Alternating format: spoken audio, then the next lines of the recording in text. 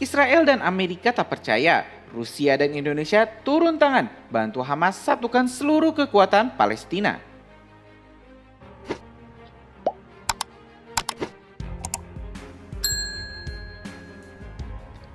Faksi-faksi Palestina akan menghadiri KTT di Moskow akhir pekan ini, termasuk Fatah dan Hamas, berencana untuk membahas prospek pembentukan pemerintah persatuan dan rekonstruksi jalur Gaza pasca konflik.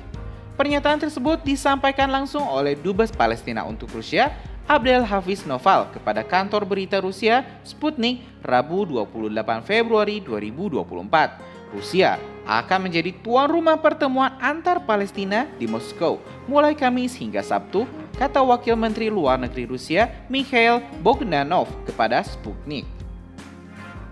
Campur tangan Rusia secara langsung di dalam konflik Israel-Palestina tentu membuat dunia barat, khususnya Amerika Serikat, sangat geram. Diketahui Rusia dan Amerika saat ini memang tengah terlibat perang dingin baru, buntut invasi Rusia ke Ukraina. Uni Eropa pun kini juga menganggap Rusia sebagai musuh nomor satu di kawasan Eropa.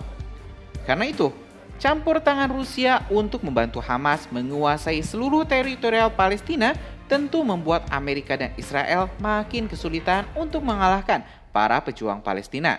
Bahkan Menteri Pertahanan Israel sampai mengatakan jika teknologi Rusia digunakan oleh para pejuang Gaza, sudah dipastikan Israel tidak akan pernah meraih kemenangan. Canggih dan luar biasanya teknologi militer Rusia memang telah menjadi rahasia umum dunia militer. Kendati selalu dipandang sebelah mata oleh Barat, tapi saat harus berhadapan di medan tempur, Rusia terbukti mampu melibas senjata-senjata paling canggih yang dikirim Barat ke Ukraina. Begitu juga jika di Gaza dengan bergabungnya Rusia, peta konflik Israel-Palestina akan berubah 180 derajat. Rusia yang telah mantap menjadi tuan rumah pertemuan antar Palestina di Moskow mulai Senin hingga Sabtu mengatakan akan mendukung pembentukan pemerintahan baru. Ini adalah masalah teknis, bukan politik. Gaza memerlukan konferensi internasional, pembangunan kembali, dan pendanaan yang sangat besar, sehingga memerlukan kabinet baru untuk itu. Itulah yang kami lakukan, kata Noval. Berbagai pihak akan mengevaluasi peluang ini di Moskow terlebih dahulu, kemudian melihat peluang untuk bersatu dan menghentikan perang lanjutnya. Diplomat tersebut mengatakan kedua gerakan Palestina harus menemukan landasan politik yang sama selama perundingan dan berterima kasih kepada Moskow karena menjadi tuan rumah pertemuan tersebut di masa-masa sulit ini. Perundingan yang juga dilakukan memfokuskan pada masalah-masalah kemanusiaan di jalur Gaza, tambahnya.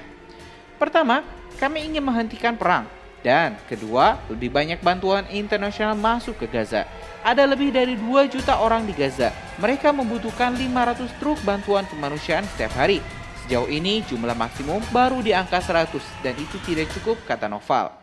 Sang Duta Besar Palestina juga menyuruhkan kerjasama menuju penyelesaian konflik di jalur Gaza dan memperkirakan penyelesaian tersebut akan membutuhkan dana sebesar 20 miliar dolar Amerika Serikat atau 314,5 triliun jangka waktu 5 tahun. Pembicaraan normal harus dimulai di arena internasional dan menemukan bahasa yang sama mengenai prinsip dua negara yang dibicarakan semua orang, tutur Noval. Sebelumnya, pada 7 Oktober 2023, gerakan Palestina Hamas melancarkan serangan berskala besar terhadap Israel dan Gaza melanggar perbatasan yang menggugurkan 1.200 orang Yahudi dan menculik sekitar 240-nya. Israel melancarkan serangan balasan, memerintahkan blokade total terhadap Gaza dan memulai serangan darat ke daerah kantong Palestina dengan tujuan untuk melenyapkan para pejuang Hamas dan menyelamatkan para sandera. Akibatnya, sedikitnya 29.700 orang gugur sejauh ini jalur Gaza, kata pemerintah setempat. Pada 24 November, Qatar memediasi kesepakatan antara Israel dan Hamas mengenai gencatan senjata sementara, pertukaran beberapa tahanan dan sandera, serta pengiriman bantuan kemanusiaan ke jalur Gaza. Lebih dari 100 sandera diyakini masih ditahan oleh Hamas di Gaza. Nantikan update menarik lainnya di Supreme Detector dengan subscribe dan nyalakan lonceng notifikasinya.